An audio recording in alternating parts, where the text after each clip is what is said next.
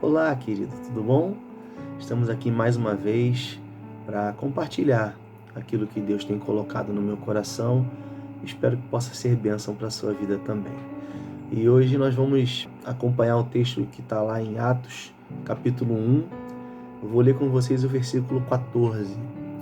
Todos estes perseveravam unânimes em oração, com as mulheres, com Maria, mãe de Jesus, e com os irmãos dele. E aquilo que Deus tem colocado no meu coração sobre esse texto e sobre a história que nós conhecemos ali, Jesus havia acabado de voltar para o céu depois da sua ressurreição. E eles ficam ali sem Jesus fisicamente, eles ficam aguardando a promessa que alguns versículos antes Jesus tinha falado para eles, que eles receberiam o poder de Deus. Então isso começou a me levar a pensar em o que se passava pela mente dos discípulos e todos os que estavam juntos com eles naquele momento. E começou a vir à minha mente assim, algo que acontece conosco hoje. Nós temos o costume de viver rotinas, e as nossas rotinas nos levam a algum certo tipo de comodismo. Por exemplo, uma criança em casa que não tem o costume de trabalhar e de fazer nada para ajudar, um adolescente que não ajuda em casa.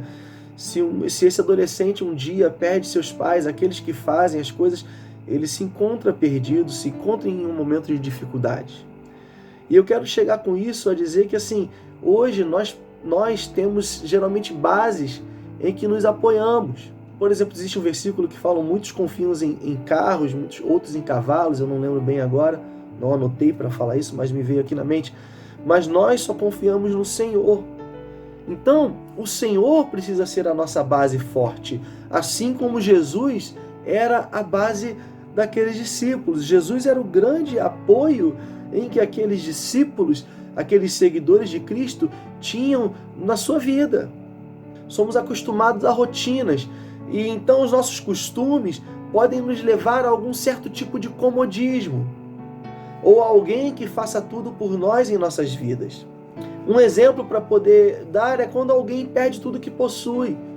Uma pessoa rica que perde seus bens, ou alguém que perde um emprego e tem contas para pagar. Essa pessoa, ela se encontra em desespero. Por quê? Porque se a sua base, o seu alicerce, a sua base forte estiver firmado nas coisas materiais, como vai acontecer quando possivelmente alguém passa por uma perda das coisas que possui? A pessoa que fica desesperado ali com contas para pagar, perdeu o emprego, existe muita gente que dá fim à sua própria vida. O que acontece com aqueles discípulos é que eles viveram 3 anos onde eles dependiam de Jesus para tudo. E agora, entre aspas, eles estavam sozinhos, porque fisicamente Jesus não estava mais com eles. Imagino que mesmo eles tendo a direção que Jesus havia dado lá em Atos 1, capítulo 8. Não é capítulo 8, é versículo 8. Atos 1, 8. Mas receberão poder quando o Espírito Santo descer sobre vós, e serão minhas testemunhas em Jerusalém, em toda a Judéia e Samaria, e até os confins da terra. Então imagino que mesmo com essa palavra de Jesus, chega um momento que na nossa humanidade, eles poderiam ter muitas incertezas. Porque o próprio Jesus falou que eles teriam dificuldades. Jesus avisou: no mundo vocês vão ter aflições, mas tem de bom ânimo. Então Jesus ele já deixou eles preparados para todo aquele momento. Mas, como eu falei, existe a nossa humanidade, existem as nossas incertezas, as nossas dúvidas. Então, de repente, naquele momento em que eles se encontravam só, eles poderiam ter pensado: e agora? O que eu vou fazer? Mas existe algo interessante nesse versículo 14 que nós lemos do capítulo 1, e é essa palavra perseveravam. Ela vem um verbo grego que é proskartereo. Esse verbo, ele tem um significado muito forte no grego. Algumas coisas, por exemplo, aderir a alguém, ser partidário, ser dedicado ou fiel a alguém, ser constantemente atento na sua missão, no seu objetivo, dar constante cuidado a algo ou continuar todo o tempo num lugar, perseverar e não desfalecer, mostrar-se corajoso para estar em constante prontidão para alguém ou para o seu objetivo. Significa servir constantemente também. Isso é o significado dessa palavra perseverar no grego. Assim como aqueles discípulos, nós enfrentamos dificuldades, enfrentamos incertezas sobre o nosso futuro imediato, o que nós vamos fazer amanhã. Estamos passando por um momento difícil aqui no Brasil e em todo o mundo, talvez, que é essa crise da saúde. E a gente não sabe o que vai ser amanhã, o que pode acontecer conosco amanhã, ou o que pode acontecer com pessoas que amamos.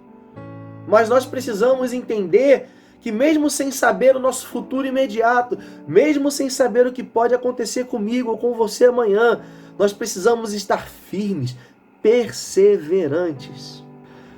Nós enfrentamos todas essas dificuldades, todas essas incertezas. E quando nós perseveramos aqui, nós podemos ter a certeza de que essa perseverança, ela vai influenciar completamente na nossa eternidade. Porque a vida aqui, ela é passageira. Mas você e eu somos eternos.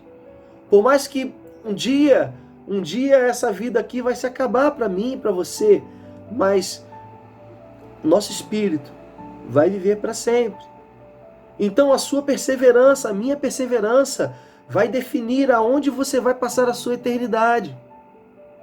Jesus, ele entregou a sua vida, a sua própria vida, para que você e eu possamos viver eternamente com ele. Mas para isso é preciso perseverar em tudo que ele nos ensinou, perseverar em todos os exemplos que ele nos deu e cumprir a missão que ele tem para a sua vida e para a minha vida.